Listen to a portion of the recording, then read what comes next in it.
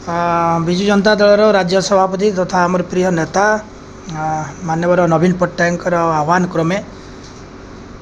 किछि दिन तरे आमर जिला सभापति माननीय तालचेर विधायक ब्रजकिशोर प्रधान एवं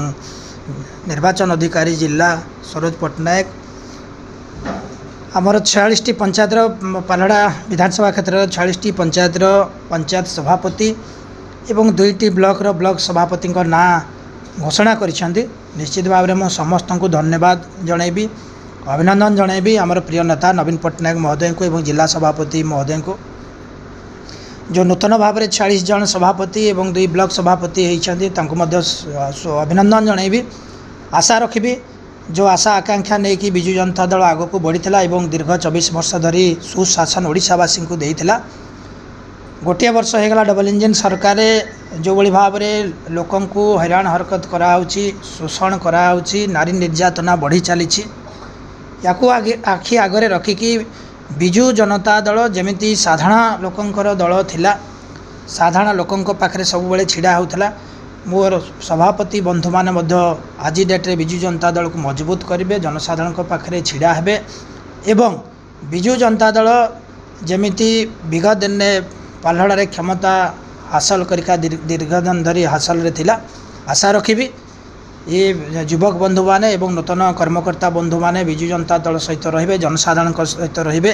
एवं आगामी दिन में विजु जनता दल को ये निर्वाचन मंडल मजबूत करने सहित आमर प्रिय नेता नवीन पट्टनायक हाथ मुठा टाण करेंगे। राज्य साधारण संपादक एवं पूर्वतन विधायक पालहड़ा मुकेश कुमार पाल। एक घटना देखा पाऊँ तालचेर निर्वाचन मंडल विधायक थे से जगार कोरडे ब्रिज गोटे से जगह आज्ञा जहाँकि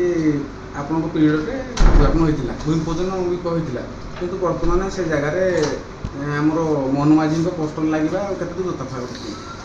देखु बर्तमान तो समस्ते साधारण चर्चा होची साधारण जे सरकार होची रंगमरा सरकार गोटे वर्ष है कार्यक्रम किसी ना केवल पुरातन सरकार जो अनुदान थिला से काम आज पर्यंत चली केवल रंग मारिबारे व्यस्त एवं जो ब्रिज कथा कहते केवल करड़ई ब्रिज नुह विभिन्न जगार जो रास्ता घाट ब्रिज होची सेठी नूतन मुख्यमंत्री फोटो मरा होची एडवर्टाइजमेंट करने किंतु ए कथा ओडिशावासी भल भाव में जानी जे ओडिशार डेवलपमेंट करिछि पालहड़ा अंचल डेवलपमेंट करिछि कि जार फोटो लागुना कहीं समस्ते जानते जे नवीन पट्टनायक द्वारा विजु जनता दल सरकार द्वारा डेवलपमेंट आज शिखर में पहुँची ग्रामांचल डेवलपमेंट पहुँची ये सरकार